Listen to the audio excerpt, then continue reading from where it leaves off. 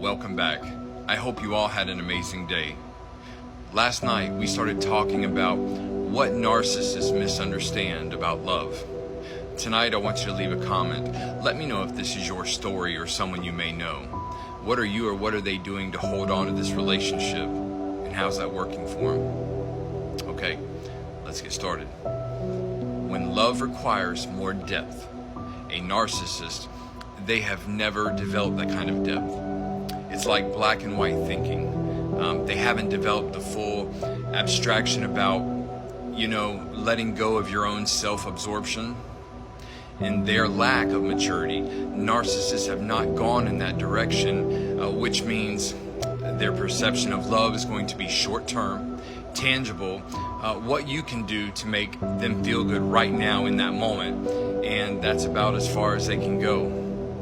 I heard a story sometime this week, and it was a therapist talking to a married man, and the therapist said, "Tell me about you loving your wife." And the guy said, "Oh goodness, I really, really love her." The therapist said, "Okay, that's great, but what does that mean to you?" He kind of started to stutter, not really knowing what to say. Well, he said, "She's beautiful." Okay, right, I'm sure she is, but tell me, how do you love her? Well, she's a wonderful woman. Okay, I get that. She's beautiful and wonderful. Tell me, how do you love her? What are the ways you love her? See, this guy couldn't do it. He could not answer nor understand. For example, if someone were to ask a normal person that same question, it would kind of go maybe like this.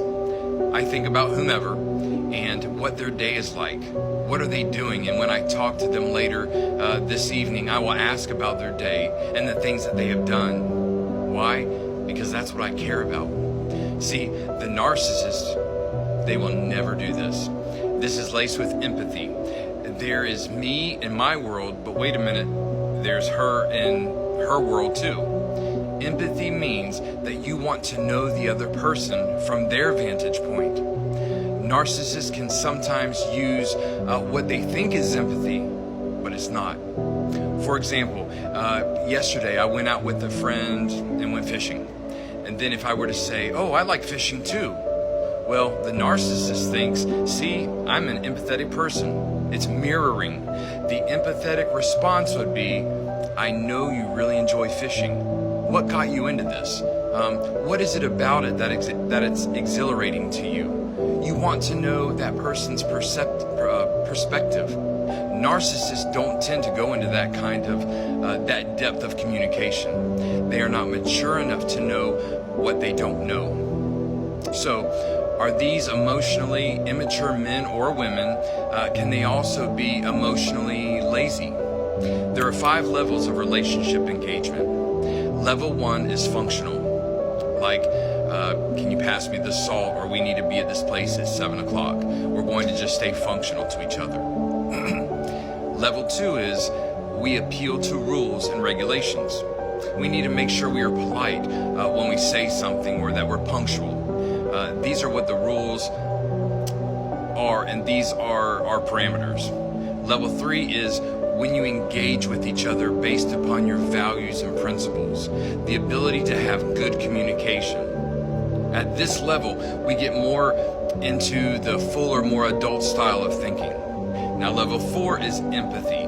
The empathy is when you have your values and your principles, but then you are aware, but so does the other person. And so because narcissists tend not to get out of themselves, because it's all about them by definition, they tend not to go into empathy.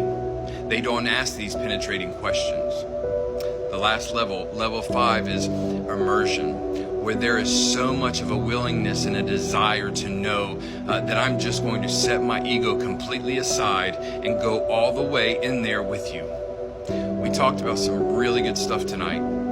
Can you relate to this? What are your thoughts?